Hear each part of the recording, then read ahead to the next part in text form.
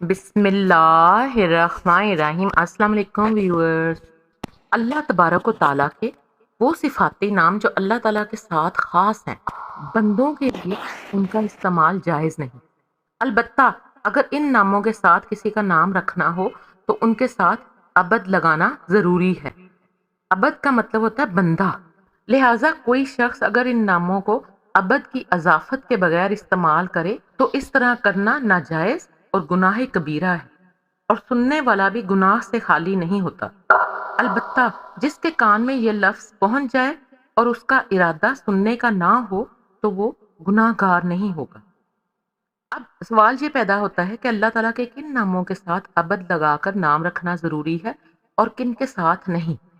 اس کی تفصیل کچھ یوں ہے کہ اللہ تبارک و تعالیٰ کے وہ ذاتی یا صفاتی نام جس کے ساتھ عبد لگانا ضروری ہے اور بغیر عبد کی اضافت کے بندوں کے لیے اس کا استعمال شرعاً جائز نہیں، وہ نام یہ ہیں: اللہ، الرحمن، الملک، القدوس، السلام، المہیمن، الجبار، المتکبر، الخالق، الباری، المصور، الغفار، القہار، الرزاق، التواب، الوہاب، الخلاق، الفتاح، القیوم، الرب، المحیط، الغفور، الاحد، الصمد، الحق، القادر، المحیو، الاول، الآخر، الباطن، وغیرہ وغیرہ۔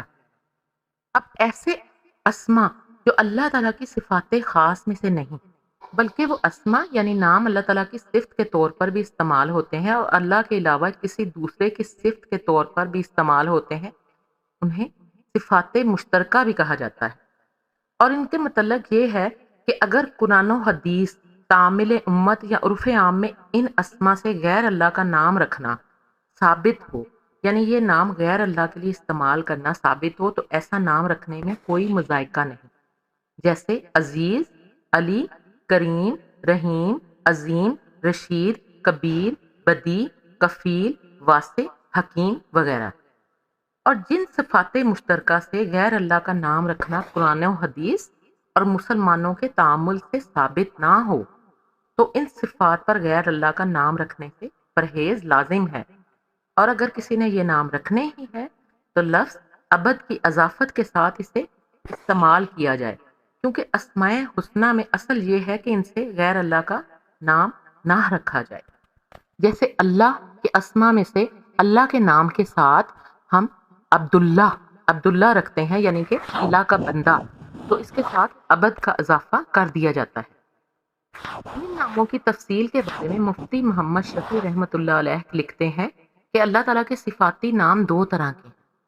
پہلی قسم وہ نام ہیں جو قرآن و حدیث میں غیر اللہ کے لیے بھی استعمال ہوئے ہیں اور اللہ تعالیٰ کے لیے بھی، جیسے غنی، حق، حمید، طاہر، جلیل، رحیم، رشید، علی، کریم، عزیز وغیرہ کا استعمال قرآن و حدیث میں اللہ تعالیٰ کے علاوہ بندوں کے لیے بھی ہوا ہے، لہٰذا ایسے صفاتی نام بندوں کے لیے بھی رکھے جا سکتے ہیں اور ان ناموں کے ساتھ عبد لگانا ضروری نہیں۔ دوسری قسم وہ نام ہیں جو قرآن و حدیث میں صرف اللہ تعالیٰ کے لیے استعمال ہوئے ہیں اور غیر اللہ کے لیے ان کا استعمال ثابت نہیں ہے، جیسے رحمان، سبحان، رزاق، خالق، غفار۔ قرآن و سنت میں اللہ تعالیٰ کے سوا دوسروں کے لیے نہیں آتے، لہٰذا ان ناموں کے ساتھ کسی کا نام رکھنا ہو تو ان کے ساتھ عبد کا لفظ ملانا ضروری ہے، جیسے عبد الرحمن، عبد السبحان، عبد الرزاق، عبد الخالق، عبد الغفار وغیرہ۔ اب اس میں سے آپ عبد الرزاق کی اگزامپل لے لیں تو رزاق کا مطلب ہوتا ہے رزق دینے والا۔ یہ صرف خاص طور پر صرف اللہ تعالیٰ کے ساتھ مخصوص ہے، اور جب آپ اسے رزاق کہتے ہیں تو یہ اللہ تعالیٰ کے اس سے مراد اللہ تعالیٰ ہے، اور جب اس کے ساتھ عبد کی اضافت یا عبد کا اضافہ کر دیا جاتا ہے تو اس کا مطلب ہوتا ہے کہ رزاق کا بندہ، یعنی اللہ تعالیٰ کا بندہ۔ بعض لوگ لا علمی یا لاپرواہی کی بنا پر عبد الرحمن کو رحمان، عبد الرزاق کو رزاق، عبد الخالق کو خالق، عبد الغفار کو غفار کہہ کر پکارتے ہیں۔ ایسا کرنا ناجائز اور گناہ کبیرہ ہے۔ جتنی مرتبہ یہ لفظ پکارا جاتا ہے اتنی ہی مرتبہ گناہ کبیرہ کا ارتکاب ہوتا ہے اور سننے والا بھی گناہ سے خالی نہیں ہوتا۔